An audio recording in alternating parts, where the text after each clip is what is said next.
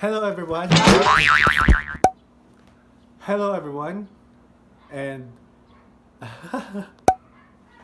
hello everyone. We are from Group 1 and I would like to present to you, and I'm honored rather to present to you, the Jessie Wonders.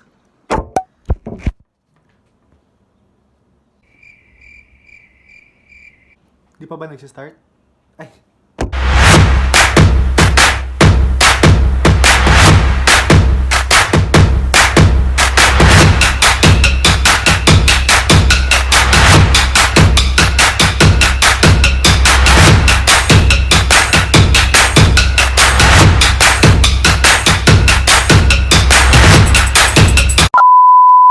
hey everyone! First of all, I would like to introduce myself. I am Dr. Lance Christian S. Guiling, and I am 30 years old. Huh? Every time I tell people my age, people don't believe that I am 30 years old.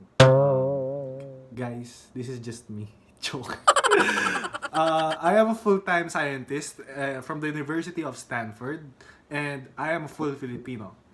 I studied and finished my degree in biochemistry, and I am currently studying my PhD in biology at De La Salle University, the best school in the Philippines. Also, I am a Jessie Wonder from group number 1. I love reading, and I have 29 dogs and 13 cats. Some people call me the Clark Kent of biochemistry. But I am fine if you call me your lab. Agawa mo! Do you get it? Lab. Lab. Laboratory. Lab. Lab. Kidding aside, you can call me Dr. Lance, or you can call me Clark Kent if you like. Hi, I'm Ata, short for Allied Anthropologist. I am one of the Tahat duo and a certified Jessie's Wonder. I am currently 29 years old, even though I look like 19. I know. And hobbies include traveling around the world and, what other hobbies do I have? Well, I love to study bones, human bones to be. Being an anthropologist, I study humanities, culture, society, and behavior. And since today is a special day, I will give you a fun fact. So did you know that studying anthropology can land you in any jobs revolving around medicine, public health, business, environmental protection, marketing, human resources, forensics, and even working in museums? Oh my God! Wow! Didn't know that? Well, now you know.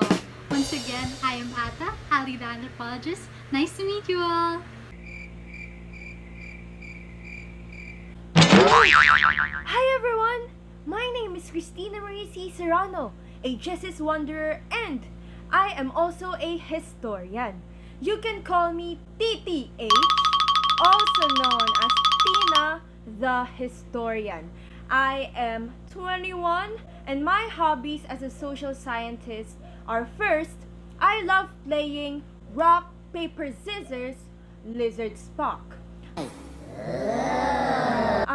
I also love looking at the right astrological signs from above, the stars. And in my free time, I love playing my instrument, theremin. If you guys are familiar with theremin, it goes So if you guys know what theremin is, well, bazinga. I am Dr. Axel Alba, a professor of De La Salle University. My biology is mainly focused on marine biology and also a Jessie's Wonder. If you guys don't know, people also call me Dr. Axel the Biofreak. Well, I don't know why they call me that. In my free time, I really love to fish, but not for it to be eaten, but for the fish to be experimented on in my latest research. I also own a lot of aquariums, one for every corner of my house, in order for me to be reminded of the peaceful nature of the ocean. With that said, it's nice to meet you all, and let's start this discussion. Thank you, Dr. Alba. Hello, good day, everyone. I'm Armand, a 28-year-old sociologist and a proud Jesse's Wanderer. I also teach health policy at the University of Cape Town, South Africa. My students like to call me Mr. Rice Guy because I'm very nice and I eat rice. I enjoy arguing with people about how much more convenient life is becoming thanks to the evolution of technology, while eating a lovely rice meal with them, of course. If ever I lose an argument with someone, I simply just challenge them to a game of tennis where I would surely defeat them, and more importantly, get my revenge. Anyways, let's move on with what I have to share with you. So guys, now that you have met our one and only Jessie Wonder group, for our presentation today, me and my fellow colleagues will talk about the concept of science and technology as a social phenomenon, or technoscience as being social. So thank you for that leeway, Lance. I bet you're wondering, why is technoscience social? Why is it considered social, right? Well, me and my fellow scientist, Dr. Serrano, will explain it to you guys. So we decided to divide the task, and I'll start first. Okay, so to start, I got my reading glasses on, and I hope I do get to say what I have to say right now. So first, I'll share with you the general assumptions as to why people consider technoscience as social. So the first bullet is, there's a general assumption that we can link technoscience as social by simply connecting the dots. So science is undertaken by people, right? Technology is developed by people. People are social. So science plus technology is social that way. The people binds these two terms together. But as Kleinman stated, that explanation is terribly limited. We couldn't simply piece these two terms together because they're complex and we needed more understanding. Some might say, and that's another bullet, that technoscience is social because scientists are human and they make choices every day. There is a possibility that they could commit mistakes in their studies or experiments, and that would be depicted as social already, because people, once again, make mistakes, and that's an attribute that humans possess. Another argument, another bullet that we have is that some accepted the belief of the existence of social stratification resulting into the birth of science. So social stratification is the groupings of society based on your income, race, gender, social status, etc. And yeah, some people just believe that because of social stratification, science was born. And lastly, the last bullet is, one can say that science is social because research by scientists are funded by government, foundations, and even industries. And you already can find the social in that because government, foundation, industries, they're all social. Okay, so now we move on. So because of Kleinman's comment that it is not enough, we needed more clarifications. Technoscience is social because when we do research, we consider that this involves everything we've theorized and practiced in science. Take note that the theories that we deduce lie between experiences, realities, and facts. Something that someone would suggest as social. Another bullet to look at is a saying from Haraway 1988 that we are not infinite beings capable of what analysts calls the God trip, of seeing everything from nowhere. So of course, as humans, we cannot simply look at everything. We don't know everything. We don't know the full scope of everything. And we become selective. We choose where to focus on, and this affects how we see the world. And you can link it already to the next bullet, that disciplinary orientation affects what scientists sees. Depending on your job, if you're a scientist, okay, you have the choice to choose where you want to look at, choose the subject that you want to pay attention to, and through that you deduce a research, you deduce a conclusion from it. And lastly, beyond disciplines, professional norms can affect the ways in which science looks at phenomena. So there are two types of error, the type 1 error and the type 2 error. Type 1 error are the false positives, type 2 errors are false negatives. So because these errors may exist, scientists can disagree with one another na the way that you interpreted this experiment might be, not efficient, not properly done. And you can already see that because these comments do exist, it is already considered as social. So that's it on my end. I really hope you learned a thing or two about what I just said. And before I leave, I want to share to you another fun fact. Did you know that people had disagreements in the past about what we should consider as science or not? Well, this next speaker will further expound on that topic. So let me call on my partner, Miss TTH, aka Dr. Cristina Serrano. Tina, are you there? Right, so to continue on what Dr. Sagana has said about TechnoScience, and also before I tell you that spicy pass where there are disagreements on the consideration on what is science, let me give you first another proof that TechnoScience is social by familiarizing ourselves with science's different meanings throughout history based on their time and place. So according to Jerian in 1999, if we believe that science is not social, then there wouldn't be any branches of sciences to begin with. But with the power of social influence, we now have varieties of science with different meanings, and that the only problem that we have is what subjects are we going to consider for it to be acknowledged as science.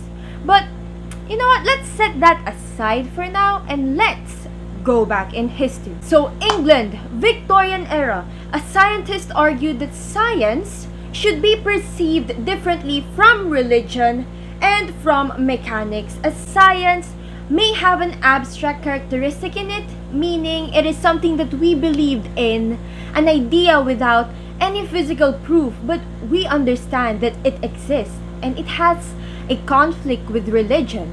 And also science has another characteristic called concrete character, which means that it is something that we believe in, that we can hold, we can see with physical proof, and that has something to do with mechanics. It crosses or passes the line of mechanics.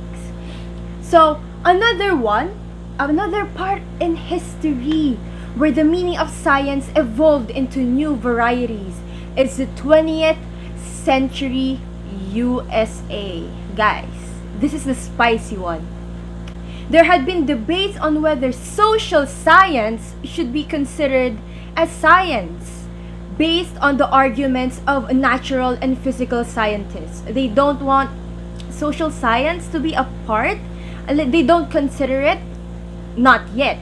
And then a few years later, things went upside down where natural and physical scientists believe that social science is a part of science. And the thing is, social science want to differ from what they believe in. But guys, really, social science is a branch of science, so come on. So basically, throughout history, technology and science is really social, as they are not created just because, or they're not created randomly. They are created because they have a purpose that is rooted from a social matter. That there is a social reason as to why the definition of science evolved to different meanings. From science, it branched out to a lot of meanings because it is so flexible. It's so broad. But of course, there will always be a limit to what is science. Another part in history that proves technoscience is social is by looking at technology and its creation, how it was created. So other than it was built to maintain the technological progressiveness or the help of technology that is contributing in our society, those artifacts, those inventions that were created before and are still used in today's time is the outcome of several choices influenced by values rather than technical things. For instance, how the evolution of jeepneys. So for the commuters out there, here's a story.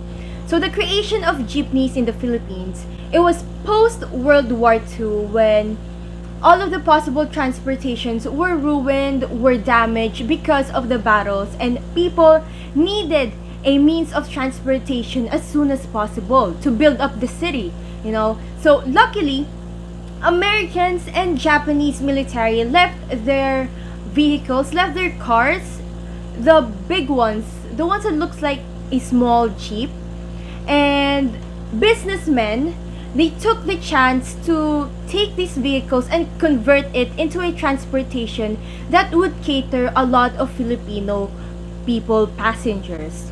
So what they did is that they innovated, they rearranged the seats into what we see today. Instead of the usual horizontal line, they made it vertical. And other than those public transportations that were used during that time, jeepneys still remain to be used today because of its capability to provide transportation to a lot of people, because of its cheap fare, and because it takes you faster. Jeepneys take you everywhere in just a minute. So the innovations and inventions of technology has something to do with more value-oriented reasons. That's why TechnoScience is really social, because these technologies were created because they wanted to resolve a social problem. And an example for the jeepneys is that we need transportation after being in the World War II. So for more examples like this, well, let me just pass you to Dr. Lance. So Dr. Lance, you got this. Thank you, Dr. Tina, the historian. Another example would be the simple bahay kubo in the Philippines, that it is made from wood or bamboo, and it is built suitable for tropical climate and low-level flooding. Most Filipinos back in the day have a bahay kubo, especially in the provinces. Nowadays, when we look or visit into the provinces, we can now see that these areas are being developed into a more modern setup. There is also an evolution of the architecture of the bahay kubo, also known as the modern bahay kubo. It is made also out of wood and bamboo or bamboo. As you can see, the architectural design is more pleasing and modern. Another example also is simply our own smartphones. This has been evolved dramatically for the last decades. This is found globally, and it is still being currently developed by computer scientists and engineers. In other countries such as Japan, they use also a field of solar panels where they can place these solar panels on broad daylight to fire up their bullet trains and other vehicles. This is an outcome influenced by values rather than something technical, because Japanese are aware of the importance of being eco-friendly to the environment. Now, I would like to give the screen to my fellow colleague, Dr. Axel, the biofreak Alba. To start the presentation of the last section, we will roam around the question, why is thinking about science and technology so hard? Thank you, Lance, for introducing the question, why is thinking about science and technology so hard? So, thinking critically about science and technology is really hard for us humans due to the expanding horizons of ideas, concepts, and categories, as well as taking for granted the many beliefs we believe in. This idea could be correlated with scientism and technological progressivism. To further explain one of the discourses, we ask the question, what is scientism? To answer this question, let me define first the meaning of science. Science is commonly used to designate both a body of knowledge and a set of methods used to obtain knowledge about the natural world.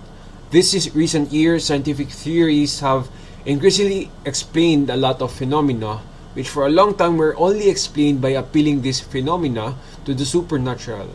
In other words, these are the religion or mystical beliefs. That said, we now define scientism. It is a claim in which the only means of obtaining knowledge about the natural world is only through the scientific methods, conducting systematic observation, measurement, experiment, and the formulation, testing, and modification of certain hypotheses. This gives us scientists a certain kind of superiority as we can appropriately participate in making decisions on technical matters, as the interpretations and predictions done to uncover the world's questions are based on data gathered through objective procedures. So because of this, these discoveries that we've made have been immune from political manipulation and arguments from the people that are solely based on social effects or moral ethical concerns. An example of this is for the human fetal tissue research gotten from the dead human embryo or fetus after a spontaneous or induced abortion or stillbirth. Most of the arguments done here are relating to the religious or moral implications of doing such experiments to a human body. However, these kinds of arguments are reduced and not considered as legitimate as they lack the connection to scientific terms. So for technological progressivism, I'll pass it on to my friend Armand. Thank you, Dr. Alba. So technology becomes rather difficult to discuss because of another discourse mentioned by Dr. Alba called technological progressivism. So what exactly is technological progressivism? It can be defined as an ideology that focuses on how human advancement can only be achieved through technological innovation. Progress became a word that only meant good, and technology became the tool for progress. Since technology is seen as something that will only benefit our world, it makes it difficult to debate anything about it. There are many examples of how technology can be seen as innovative, but also examples of how old fashioned technologies are seen as outdated and inefficient. During the early 1900s, aircraft engineers were fascinated by the concept of replacing wooden parts with metal. Even though wood has shown strong characteristics, such as a solid strength to weight ratio, metal was viewed as something much better and advanced. It symbolized progress in science. Another example, the first tennis rackets were made out of wood, if I remember correctly. Now, as time went by, a similar evolution took place. New and better materials started being used. From wood, we move on to steel rackets. Steel is a very strong metal that could help in the durability, and it was a fresh idea back then. Even though it was heavy, steel replaced wood. Then people got smart and started using fancy materials like graphite to produce lighter weight rackets that could give exceptional power and control. Wow, so innovative, right? The point is, technological progressivism takes for granted the virtues and strengths of earlier forms of technology. So, if this mindset becomes the force of technological development, then criticizing any new technology can be dismissed.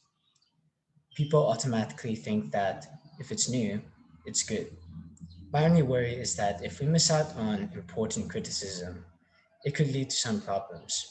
Let's make sure that if we use innovative materials, we check it out properly and not just assume that it is great just because it's progressive. Even though I respect how much more advanced the world is becoming, I could probably still win a tennis match against you with a wooden spoon just to prove a point. No, I'm just kidding. Now back to Mr. Lance.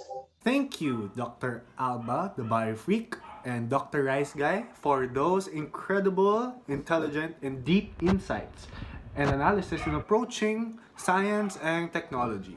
Now, to sum up our presentation that TechnoScience is social, as mentioned by Dr. ATA and Dr. TTH, because of the concept of both science and technology are created, undertaken, and developed by people, thus the term TechnoScience is social. TechnoScience is social mainly because we humans, when we do research, we are rooted from our own studies, facts, and even experience. It was also mentioned that science would not be considered social if there are no other sciences or branches of science. Come to think of it, technology is also considered social because it also has a lot of branches of study that comes with it, such as artificial intelligence, hardware studies, software engineering, and many more. Based on my personal experience as a millennial, we as humans in this current period of time are witnesses of the exponential growth and development of science and technology. A simple example would be me communicating to you by this Jessie Wanderer arm presentation. I am able to socialize and connect with you even in this type of technological medium of communication that are developed by technological scientists. Thus, technoscience is social. Next, to sum up also the question on why is thinking about science and technology so hard? To answer this question, this is also kind of connected, believe it or not, to the previous saying of this presentation, which is technoscience is social. Why do you ask? Because again, believe it or not, science and technology is really hard for us humans to fully comprehend due to its massive and unlimited ideas, concepts, and categories. And we should take into account as well as our own beliefs. Because of this, we personally believe that every decision that we make is simply based from our own knowledge and data around us and our experiences. We scientists have this sense of intuition and curiosity that help uncover questions that people do not want to answer. That is why science and technology is hard to answer every time we are faced with a question. What is science and or what is technology? We really do not have a simple answer to give that. As simple as 1 plus 1 equals 2, it's not like that. It is a very broad question that covers a lot of knowledge, theories, and data that are formed by different people all over the world, all throughout time. So, to wrap up this presentation, we have learned about the term of technoscience. Technoscience is considered to be social because of the nature of science and technology and the progressiveness of both concepts to today's society is completely different than before and is still evolving in today's society. And we have learned about why science and technology is so hard to fully comprehend as a whole, mainly because on scientism with regards to the ethical concerns and practices that need to be considered along with it, and technological progressivism, wherein it states that human advancement can only be achieved through the technology. This in fact is true, as technology gives us exponential power and control to make our lives more efficient and easier with our daily lives. From cavemans to scientists, from rocks to steels, from mails to smartphones, science and technology is everywhere, and we should be able to appreciate all of its wonderful and innovative possibilities. With that being said, in behalf as the leader of the Jessie Wanderers, we hope that you learned a lot about technoscience, why technoscience is social, and why is science and technology so hard to think about. I am Dr. Lance Christian S. Guiling, the Clark Kent of the Philippines, signing off. Till next time, guys. Bye!